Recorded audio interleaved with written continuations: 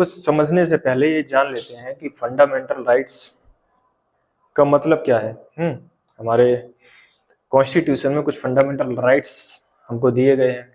अब वो जानने से पहले अगर तुम्हें बेसिक मीनिंग मालूम नहीं है फंडामेंटल राइट्स का, कि फंडामेंटल का मतलब क्या चीज है ना, राइट्स माने क्या चीज है, तो फिर वो एक रोट लर्निंग हो जाएगी कि बस याद करना है कि 5-6 राइट्स दे रखे हैं, उनको याद कर लो, एग्जाम में लिख दो, है that will make no sense. कोई मतलब नहीं उस चीज का रट्टाबाजी करने का। तो असली चीज ये है कि पहले इस चीज का मीनिंग समझ लो। तो एक इसमें दो वर्ड है, एक चीज है फंडामेंटल और दूसरा है राइट्स। एक एक चीज जान लेते हैं पहले। फंडामेंटल किस चीज को हम कहते हैं? फंडामेंटल का मतलब होता है कि द बेसिक, फंडामेंटल वर्ड का लिटरल मीनिंग हुआ the basic principle upon which, principle कह लो या कह लो बेसिक रूल्स। हम गेम्स खेलते हैं, गेम्स होते हैं बहुत सारे। अब जैसे एक बैडमिंटन का गेम है और एक क्रिकेट का गेम है, तो बैडमिंटन के गेम में और क्रिकेट के गेम में क्या डिफरेंस होगा? There must be some difference ना। क्या अंतर होगा दोनों में? एक में बैट और बॉल होता है, एक में रैकेट और शटल। दैट मीन्स कुछ बेसिक सी चीजें हैं जो बैडमिंटन को क्रिकेट से अलग करती हैं, है ना, कि अगर जब तक रैकेट नहीं होगा तब तक वो बैडमिंटन ही नहीं है ना। उसी तरीके से क्रिकेट में जब तक बैट और बॉल नहीं होगी तब तक वो बैडमिंटन क्रिकेट नहीं है ना। क्रिकेट के लिए कुछ नंबर ऑफ प्लेयर्स वो फिक्स होते हैं, बैडमिंटन के लिए कुछ नंबर ऑफ प्लेयर्स कुछ फिक्स हैं, है ना। उनका रूल अलग अलग है खेलने के, कि इनका गेम अलग तरीके से होगा, क्रिकेट का गेम कुछ अलग तरीके से होगा, है ना। तो ये कुछ बेसिक सी बातें हैं ना जो एक गेम को दूसरे गेम से अलग बनाती हैं, है ना। बैडमिंटन के रूल को हम क्रिकेट में नहीं अप्लाई कर सकते, क्रिकेट के रूल को बैडमिंटन में नहीं अप्लाई कर सकते। ये कुछ होते हैं फंडामेंटल रूल्स। तो फंडामेंटल वर्ड का मतलब ये है द बेसिक प्रिंसिपल या बेसिक रूल, जिसपे कोई चीज बेस्ड होती है, बनी होती है। हमारी लाइफ के लिए सबसे फंडामेंटल चीजें क्या हैं? जैसे हम अगर कहते हैं वी आर लिविंग ऑर्गेनिज्म, तो हमें जिंदा रखने के लिए हमारे पास सबसे फंडामेंटल चीजें, पहले के टाइम पे कहते थे क्या, रोटी कपड़ा और मकान, है ना, हाउस या शेल्टर। और आज की इंफॉर्मेशन टेक्नोलॉजी के हिसाब से इसमें एक चीज और जोड़ देते हैं, इंटरनेट, है ना।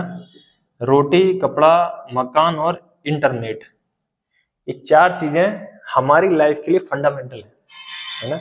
बिना इनके हमारी लाइफ पॉसिबल नहीं है, we can not survive without them. तो in that sense these are fundamental, इनके बिना पॉसिबल ही नहीं है, काम ही नहीं चल सकता, तो ये फंडामेंटल है। अब अगर इस वर्ड का क्लियर मीनिंग समझ में आ गया है, फंडामेंटल का मतलब क्या है ना, बिल्कुल दिमाग में बैठ गई बात। देन अब मूव करते हैं राइट्स के ऊपर। राइट्स का क्या मतलब है? लिटरल मीनिंग जो डेफिनेशन है इसकी राइट्स की, वो होती है the reasonable claim, the reasonable claim bye a person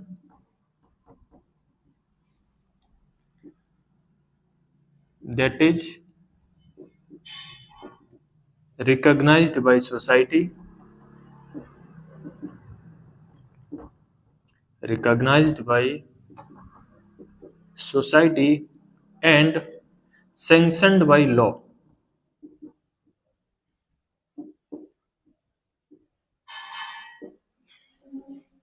ये चीज राइट कहलाती है। हिंदी में क्या कहते हैं इसे? अधिकार, है ना। हम सब अपने अधिकार जानते हैं, सबको मालूम है, अधिकारों में कोई पीछे नहीं रहता। अधिकार लड़ने के लिए पहले आ जाते हैं, अधिकार लेना है, ये तो हमारा अधिकार है, तो हम लेके रहेंगे, है? स्वतंत्रता हमारा जन्म सिद्ध अधिकार है। किसने कहा था? है? स्वतंत्रता हमारा जन्म सिद्ध अधिकार है, किसने बोला था? भूल गए? बाल गंगाधर तिलक। अधिकार का मतलब ये हुआ, राइट्स का मतलब रीजनेबल क्लेम, एक तार्किक क्लेम होना चाहिए। आप किसी चीज की डिमांड कर रहे हो, उसके पीछे कुछ रीजन होना चाहिए, लॉजिकल होना चाहिए। वो क्लेम है जो एक पर्सन अफर्म करता है, बताता है, लेकिन सोसाइटी उसको एक्सेप्ट करे, रिकॉग्नाइज होना चाहिए सोसाइटी से, और लॉ उसको परमिट करे, लॉ उसको बना के दे, गारंटीड करता है लॉ, उस चीज को हम कहते हैं राइट। अब राइट और फंडामेंटल इन दोनों वर्ड्स को मिला दो तो हमारे सामने एक नई चीज निकल के आती है, वो ये कि कुछ ऐसे राइट्स जो हमारे लिए बिल्कुल फंडामेंटल है। जैसे हमने यहां फंडामेंटल जो चीजें बताई, रोटी कपड़ा मकान इंटरनेट, ये राइट्स नहीं है, इन सेंस ये हमारे लिए कुछ थिंग्स हैं जो हमें जिंदा रखने के लिए जरूरी है, लेकिन हम एक सोसाइटी में रहते हैं और हमारी जो सोसाइटी है दैट इज डेमोक्रेटिक सोसाइटी।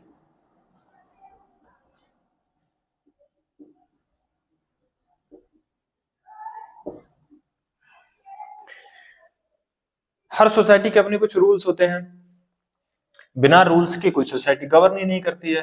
वो अलग बात है कि ये सोसाइटी में नॉर्मली अनरिटन रूल्स होते हैं, हर सोसाइटी के अपने कुछ अनलिखित बिना लिखे हुए कुछ रूल्स होते हैं, लेकिन किसी डेमोक्रेटिक सोसाइटी की जब हम बात करते हैं तो यही रूल्स अगर लिख दिए जाते हैं, रिटन डॉक्यूमेंट,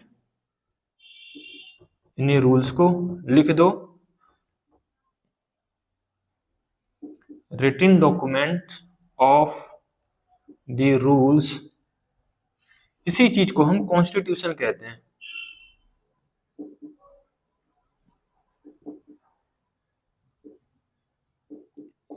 तो कॉन्स्टिट्यूशन एक ऐसा डॉक्यूमेंट है जिसमें इस तरीके के सारे रूल्स लिखे हुए हैं एक जगह।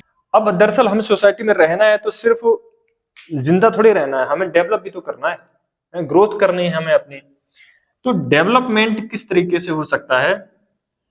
लाइफ का मतलब is not simply living. Supreme court में केस गया था, बड़ा पुराना केस है, मेनका गांधी केस, तो उसमें सुप्रीम कोर्ट का एक डिसीजन आया था, उन्होंने कहा था, सुप्रीम कोर्ट का एक रिमार्क आया था, सुप्रीम कोर्ट ने बोला था life is not merely living, it is living with dignity।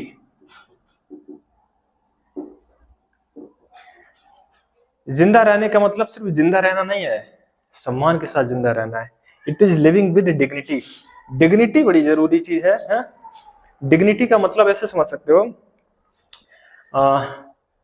What makes a human a different from other animals. ऐसी क्या बात है ह्यूमंस में जो किसी डॉग में या किसी एलिफेंट में नहीं है? कुछ तो अलग चीज है ना ह्यूमंस के अंदर, वो अलग चीजें हैं, इसीलिए ह्यूमंस को इतना प्रेफरेंस दी जा रही है। हमने अपनी सोसाइटी बनाई है तो हमने अपने लिए कुछ अलग राइट्स रखे हुए हैं और बाकी एनिमल्स के लिए कुछ अलग राइट्स हैं, है ना। हमारे पास जो राइट्स हैं वो ये एश्योर करते हैं कि हमारी डिग्निटी किसी तरीके से वायलेट ना हो। और डिग्निटी का सिंपल सा मतलब ये समझ लो, हम रीजनेबल पर्सन हैं,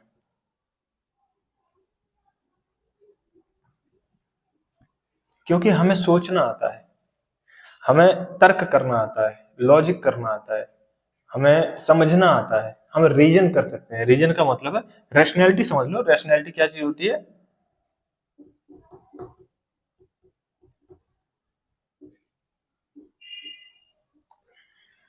तर्क शक्ति, है ना, विवेक होना है हमारे पास, सही और गलत की पहचान वो हमारे अंदर होती है। ये सारी चीजें हैं जो हमें बाकी एनिमल से अलग बनाती हैं, इसीलिए हम रैशनल बीइंग कहलाते हैं, इसलिए हमारी डिग्निटी ज्यादा इंपॉर्टेंट है।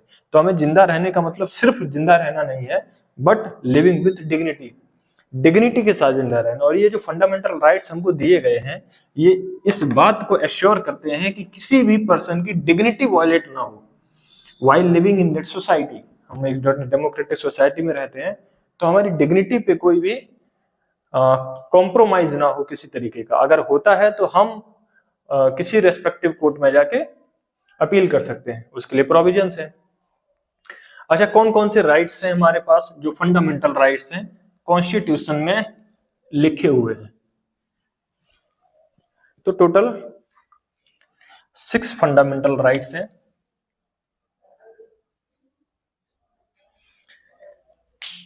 पहला राइट है बड़ा इंपॉर्टेंट, राइट टू इक्वालिटी।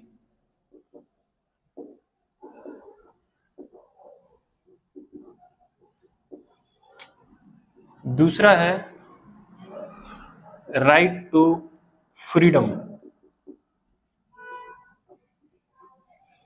तीसरा राइट कहलाता है right against exploitation.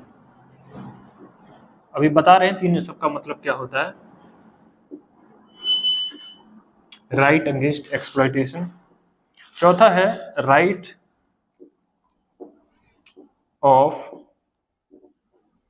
Freedom of religion.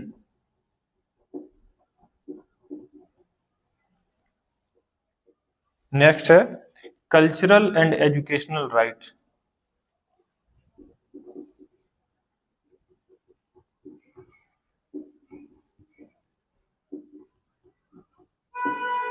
और लास्ट आता है राइट टू कॉन्स्टिट्यूशनल रेमेडीज।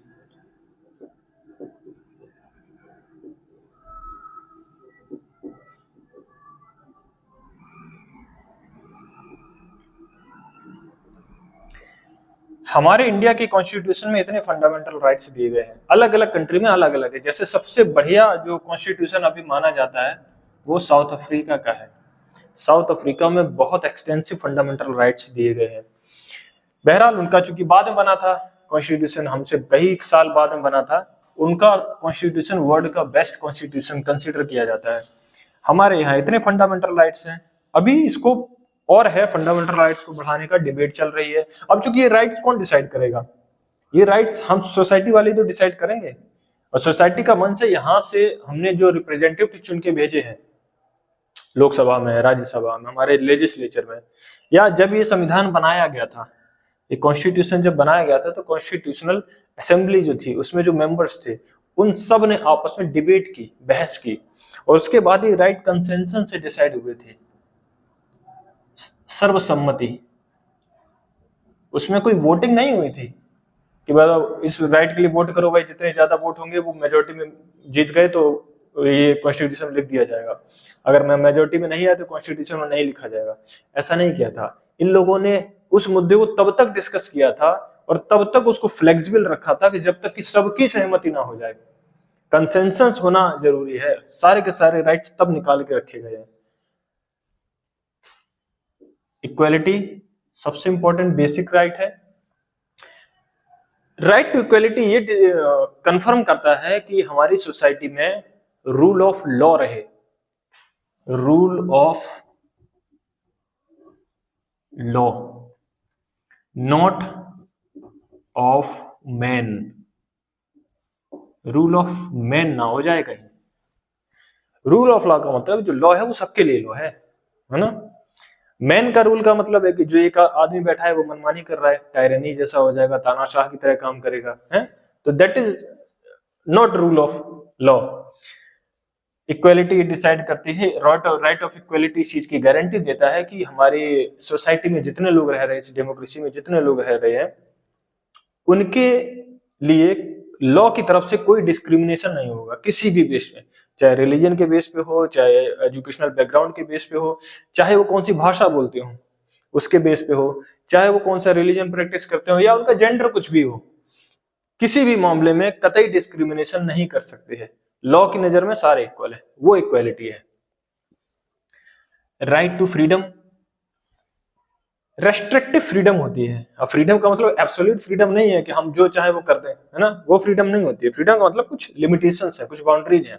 तो बाउंड्रीज यहाँ कॉन्स्टिट्यूशन में लिखी गई हैं कि हाँ, जो राइट टू फ्रीडम में जो जो बातें लिखी गई उनमें से फॉर एग्जाम्पल ऐसी है कि हम अपनी मर्जी से कोई भी ऑक्यूपेशन चुन सकते हैं, हम कोई भी व्यवसाय अपने हिसाब से कर सकते हैं, कोई भी काम कर सकते हैं, कोई भी नौकरी कर सकते हैं, इसमें हमारी फ्रीडम है। हम जहां चाहे कंट्री में वहां रह सकते हैं, है ना। हमने अगर अरुणाचल उत्तर प्रदेश में रहना है तो उत्तर प्रदेश में घर ले लिया, पंजाब में रहना है तो पंजाब में रह लिया, है ना, बिहार में रहना है तो बिहार में चले गए। कुछ एक्सेप्शंस हैं, जैसे नॉर्थ ईस्ट के जो स्टेट्स हैं वहां अलाउड नहीं है अभी, कुछ रेस्ट्रिक्शंस के साथ। राइट टू फ्रीडम में हमारा ट्रेवलिंग की फ्रीडम है, हम पूरी कंट्री में, अपनी कंट्री में जहां चाहे वहां घूम सकते हैं, ये हमारा राइट है। फ्रीडम ऑफ स्पीच बड़ा इंपॉर्टेंट है, हमें अपने थॉट को एक्सप्रेस करने की आजादी है। वो वर्बली भी हो सकता है, वो रिटन फॉर्म में भी हो सकता है। हम न्यूज़पेपर में आर्टिकल्स लिख सकते हैं, बुक्स लिख सकते हैं और अपनी स्पीच दे सकते हैं। इस पे किसी भी गवर्नमेंट से हमें परमिशन लेने की जरूरत नहीं है कि हमारी स्पीच पहले प्राइम मिनिस्टर के पास जाएगी, प्राइम मिनिस्टर उसको टिक करेंगे, हाँ ठीक है ये सही, हमारे लिए इसमें कुछ बस नई बातें लिखी हैं, ये छाप दो। ऐसा नहीं, इमरजेंसी के टाइम पे होता था। या तानाशाह जो होते हैं, फॉर एग्जाम्पल सऊदी अरेबिया है, तो सऊदी अरेबिया में अभी भी लॉ ऐसे हैं जो कि वहां जो रूल है वो एक पर्टिकुलर फैमिली का रूल है, एक फैमिली है, रॉयल फैमिली, उन्हीं का रूल है, रहता है हमेशा। डेमोक्रेसी जैसी कोई चीज नहीं है। तो वहां मीडिया वही छापेगी जो वहां के प्रिंस चाहेंगे। अगर प्रिंस ने कोई चीज मना कर दी फिर मीडिया नहीं छाप सकती, है ना। फ्रीडम ऑफ स्पीच जैसी कोई चीज नहीं है, आपको वहां सेंसर लगाना पड़ेगा, हर चीज सेंसर होती है। इंडिया में ऐसा नहीं है, सेंसर जैसी कोई चीज नहीं है। तो वो है right to speech, freedom of speech. और है राइट अगेंस्ट एक्सप्लॉइटेशन। एक्सप्लॉइटेशन का लिटरल मीनिंग होता है शोषण करना, किसी से जबरदस्ती मजदूरी करवाना, उसकी इच्छा के विरुद्ध उसे गुलामी करवाना, ये एक्सप्लॉइटेशन है। चाइल्ड लेबर, बच्चों से एक पर्टिकुलर एज है, उस एज से नीचे किसी भी बच्चे को आप हायर नहीं कर सकते हैं अपने यहाँ नौकरी करने के लिए या अपनी दुकान में काम करने के लिए, किसी भी तरीके से, या अपनी फैक्ट्री में काम करने के लिए। तो चाइल्ड लेबर वो बिल्कुल प्रोहिबिटेड है। ट्रैफिकिंग, ह्यूमन ट्रैफिकिंग बिल्कुल प्रोहिबिटेड है।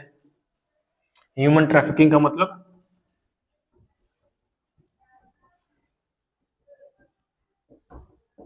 ह्यूमंस की खरीद बेच, जैसे एनिमल्स की ट्रैफिकिंग होती है।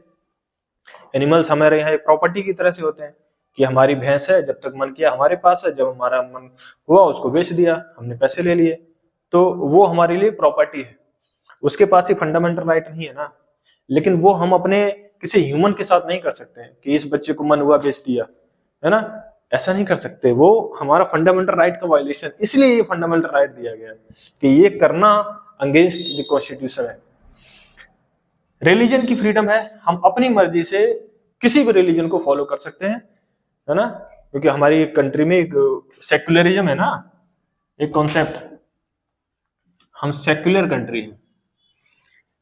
हमारी जो कॉन्स्टिट्यूशन है उसका नेचर सेक्युलर है, माने वो किसी भी रिलीजन के साथ भेदभाव नहीं करता है। इसीलिए अपने पीपल को आजादी देता है कि आप जो रिलीजन चाहें अपनी मर्जी से चूज कर सकते हैं, अपनी मर्जी से प्रोफेस कर सकते हैं, कोई समस्या नहीं है। कल्चरल एंड एजुकेशनल राइट्स, अगर कोई कम्युनिटी है पूरी कंट्री में और उसकी अपनी कुछ डिस्टिंक्ट प्रैक्टिसेस हैं, कल्चरल प्रैक्टिसेस हैं जो बाकी सबसे थोड़ी अलग है, उसकी कुछ भाषा है, एक जैसे कोई ट्राइबल कम्युनिटी है, जंगलों में रह रही थी, हमारी इंडिया का हिस्सा है, उनकी अपनी कुछ स्पेशल भाषा है ना, तो उनको पूरा अधिकार है कि वो अपने उस लैंग्वेज को संभाल के सहेज के रखें और उसको प्रमोट करें। उनकी अपनी कुछ कल्चरल प्रैक्टिसेस हैं, उनके कुछ स्पेशल डांस फॉर्म हैं, उनके कुछ फेस्टिवल्स हैं, तो वो अपने फेस्टिवल्स को प्रमोट कर सकते हैं।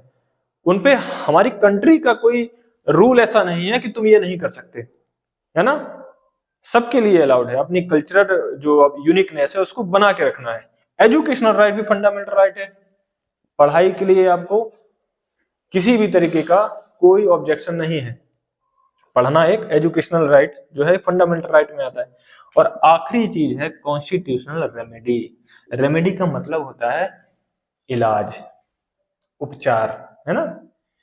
अगर आपके इनमें से कोई से भी फंडामेंटल राइट वायलेट होते हैं, चाहे वो किसी दूसरे पर्सन के द्वारा या सरकार के द्वारा या किसी लोअर कोर्ट के द्वारा या किसी भी तरीके से, अगर आपके वायलेट होते हैं फंडामेंटल राइट, तो आप किसी भी कोर्ट में जाके अपील कर सकते हैं। ये राइट इस चीज की गारंटी देता है। आपको कानून की समझ नहीं है तो आपको लॉयर दिए जाएंगे, सरकार की तरफ से, जुडिशरी की तरफ से आपको लॉयर दिए जाएंगे कि आपको समझाएं कि आपकी जो समस्या है उसको कैसे ठीक किया जाए। है ना। तो ये कुछ एक राइट्स ऐसे हैं जो गारंटी देते हैं कि हमारी कंट्री में जितने लोग रह रहे हैं वो कम से कम एक डिग्निटी वाली लाइफ जी सके। तुम्हारी बुक में कुछ एक केस स्टडीज दी गई हैं। वो केस स्टडीज ये दी गई हैं जिसमें जहां फंडामेंटल राइट्स का वायलेशन होता है, ह्यूमन के जो बेसिक राइट्स हैं उनका वायलेशन होता है। ग्वांटानामो बेल का एक एग्जांपल है, यूएसए की एक सीक्रेट आर्मी कैंप है, नेवी है यूएसए की, वो उस कैंप को चलाती है।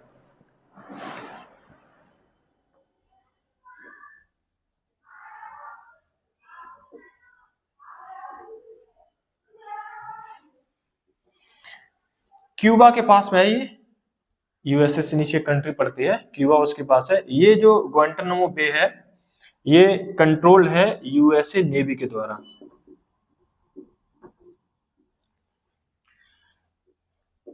टू 2002 में यूएसए के तब जो प्रेसिडेंट थे जॉर्ज डब्ल्यू बुश,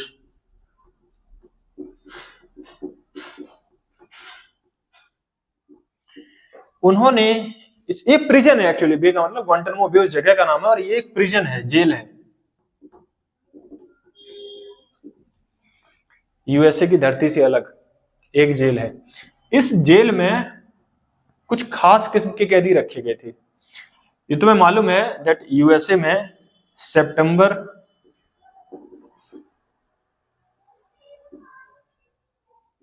2001 जिसको 9/11 कहते हैं, अटैक हुआ था न्यूयॉर्क में। न्यूयॉर्क के जो दो ट्विन टावर्स थे उनको उड़ा दिया गया था, है ना, कुछ टेररिस्ट एक्टिविटीज थी उनके थ्रू। तो इस अटैक के बाद से इन्होंने बड़ा स्ट्रिक्ट एक्शन लिया, पूरे दुनिया भर से उस अटैक से लिंक जितने भी टेररिस्ट थे उनको पकड़ पकड़ के ले आए और इस जेल में उनको रखा गया। और ये नंबर 2024 के डेटा के हिसाब से ये नंबर 740 के आसपास है। पूरी दुनिया से 740 लोग कम से कम पकड़े गए जिनका लिंकेज था कहीं ना कहीं 9/11 के अटैक से, उनको पकड़ पकड़ के इस जेल में रखा गया। इंटरनेशनल जो लॉ है वो ये कहता है कि आप किसी भी प्रिजन किसी भी पर्सन को अगर आप लेके आते हैं किसी क्राइम के लिए तो उसको पहले एक ट्रायल देना चाहिए। ट्रायल करा, कोर्ट का एक प्रोसीजर होता है, उसके ऊपर मुकदमा होता है, फिर उसके बाद सुनवाई होती है, तब डिसाइड करेगा ना, कोर्ट डिसाइड करेगा कि इसको पनिशमेंट देना चाहिए कि नहीं देना चाहिए, और जितना क्राइम उस हिसाब से उतना ही पनिशमेंट मिलना चाहिए। ये कोर्ट का काम है। इन लोगों ने क्या किया, ये जो जिनको पकड़ के लाए इनका कोई ट्रायल नहीं हुआ, डायरेक्ट पनिशमेंट। और यहां जो प्रैक्टिस की जा रही थी, जो प्रिजनर्स को जो रखा गया था उनको इतना टॉर्चर किया जा रहा था कि उनके जो भी वहां प्रैक्टिस हो रही थी that were against the human rights.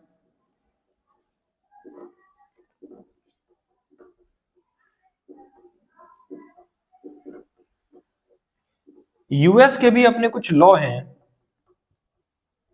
US भी एक डेमोक्रेटिक कंट्री है तो उसमें भी अपने कुछ लॉ हैं। कंट्री है डेमोक्रेटिक तो प्रिजनर्स के लिए भी कुछ ऐसे लॉ हैं जिसमें कोई ह्यूमन राइट्स वायलेट ना हो। क्राइम किया है तो उसकी सजा मिलेगी, बट उनको खाना नहीं देना, पानी नहीं देना और उनको अननेसेसरी इनह्यूमन तरीके से टॉर्चर करना, वो उनके फंडामेंटल राइट्स के खिलाफ जाता है। यूएस के लॉ है तो यूएस, चूंकि ये इन्होंने जो बनाई है ये प्रिजन, ये यूएस की धरती में नहीं है, यूएसए बाहर है। यूएसए बड़ी गजब की कंट्री है ना। यूएसए ने पिछली सेंचुरी में कई सारी लड़ाइयां लड़ी और एक भी लड़ाई अपनी जमीन पे नहीं लड़ी। सेकेंड वर्ल्ड वॉर लड़ा, उसमें भी कूदा, दुनिया भर में वहां बम गिराए जाके, हिरोशिमा नागासाकी पे, जापान पे। गल्फ वॉर लड़े, उसके बाद अफगानिस्तान, इराक, सब जगह घुसे पड़े हैं यूएसए के नेवी आर्मी इनकी। खुद की जमीन पे कभी कोई लड़ाई नहीं लड़ी है। कमाल का स्ट्रेटेजी है ना उनकी, प्लानिंग कुछ ऐसी है।